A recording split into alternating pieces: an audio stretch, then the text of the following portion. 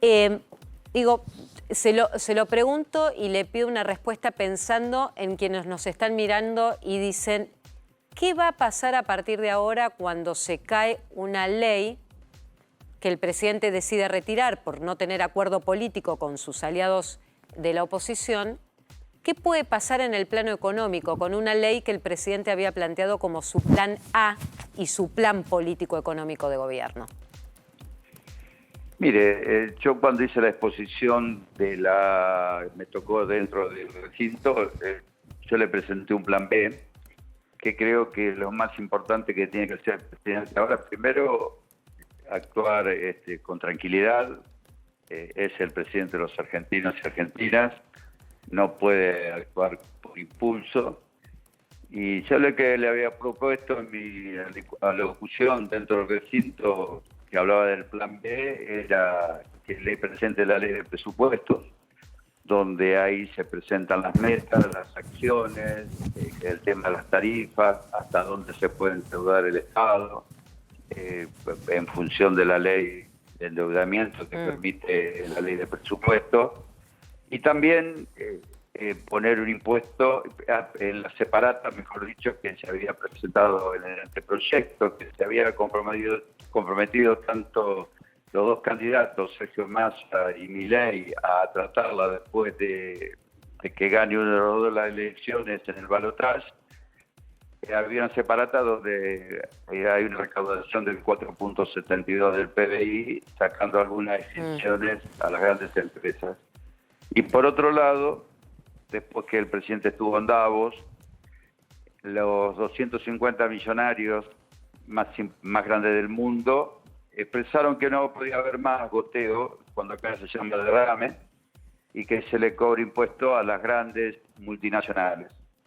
¿Qué consiste en eso? Consiste en un impuesto de un 15% sobre los saldos contables y sin deducciones impositivas, porque ustedes saben que lo he expresado en un día que me ha invitado al programa, que luego de deducir el ajuste por inflación y también los quebrantos a través de un fallo de la Corte Suprema, el impuesto es del 15% sobre el saldo contable, es decir, sobre el saldo real, vamos a decir, de las ganancias contables. Es un 15% y si la ganancia contable a las multinacionales acá no le da un 10%, por ejemplo, y si tienen su casa matriz en Francia, Francia tiene que pasar ese 5%. Con todo eso, el país tiene equilibrio fiscal y también puede actuar con los fondos de coparticipación por un lado, y por otro lado puede seguir regulando lo que viene en una nueva etapa de Argentina, que tenemos que debatir.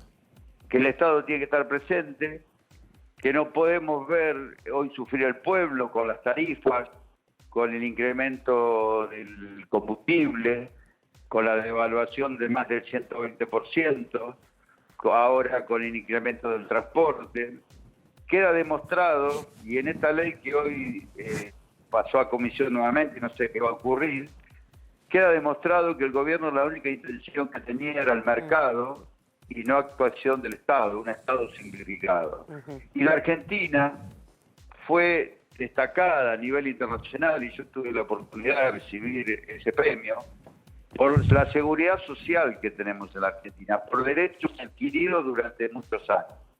Entonces, cuando hablan de casta, la casta es esto, que paguen impuestos las grandes empresas, lo que deben pagar, porque si no, seguía cayendo en los pequeños y medianos contribuyentes, y por otro lado, este impuesto a las multinacionales. Con eso se equilibra la economía, con eso se vuelve a renegociar con el fondo, y no solamente castigar a los sectores medios y vulnerables, porque hoy todavía tenemos que tener presente que el DNU está vigente.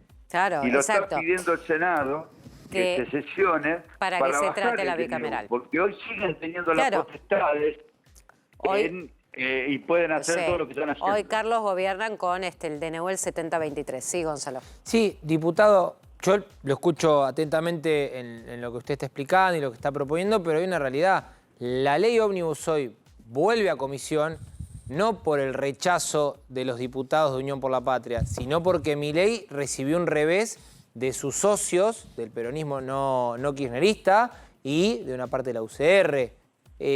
Me parece que el análisis va por otro lado, o sea, insisto, ustedes efectivamente son el bloque mayoritario, pero el gobierno, digamos, en este fracaso es porque no pudo negociar con sus socios, no porque no pudo negociar con ustedes. No, bueno, te agradezco la pregunta porque realmente nosotros tuvimos una conducta intachable. Dentro de, primero, que esta ley nacional, nosotros fuimos a todas las reuniones de comisión, se tenía que haber tratado en 20 y se trataron en 3. Fuimos a 3 reuniones maratónicas dentro de las comisiones, entre gallos y medianoche y media de la madrugada sale un dictamen, que ustedes saben muy bien, que fue cambiándose hasta el día de hoy. Fuimos a la sesión en votación en general, tuvimos 3 días, debatimos, hablamos con respeto, y hoy nos encontramos con esto, que fuimos también a debatir, a hablar, pero como dice usted, no fue por culpa nuestra, para nosotros fue una sorpresa lo que ocurrió de decir que esto volvía a comisión, pero acá quiero destacar, si me permiten un minuto más, 2 o 3 cosas. Primero, la unidad del bloque, el respeto que tuvimos en el tratamiento de todas las instancias, más allá de la vulneración que significaba esta ley ómnibus. Agradecer a la CGT y a la CTA y a toda la gente que se movilizó en ese paro donde a nosotros nos fortaleció.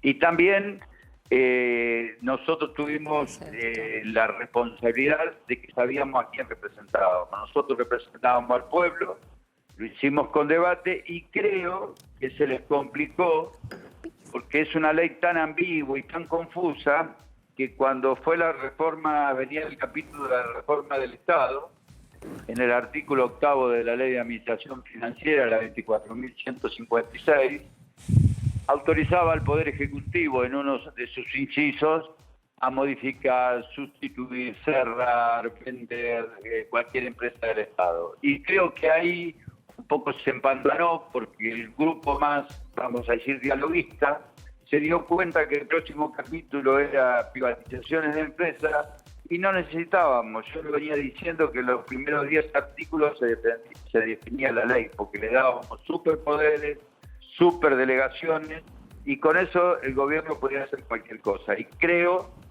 que no en democracia no hay blanco-negro, sino hay grises. Por eso le pido al gobierno que tenga templanza, que el presidente sea mesurado y no se deje llevar por algunos asesores que no pusieron la cara, como llámese Caputo, Sturzenegger, que Sturzenegger no sabemos qué correo lo ocupa y lo quiere hacer chocar contra una pared al presidente, y nosotros queremos que conduzcan democracia, que tengan templanza y que lo primero que todo que defienda los intereses naturales, los recursos naturales, los derechos de nuestro pueblo, y después piense hacia afuera. Vos fijate hoy lo que ocurrió en su visita a Israel, que cuando estuvo en el Muro de los Lamentos, y no me quiero meter en geopolítica, automáticamente jamás saca un comunicado, y nosotros somos un pueblo de paz y no queremos que ocurra nada en la Argentina. Entonces la otra vez también en Davos se juntó con Gran Bretaña, digo, que piense que representa a los argentinos y a las argentinas y que no es él solo el que tiene que hacer las cosas, sino hay geopolítica, hay que analizar bien lo que se dice.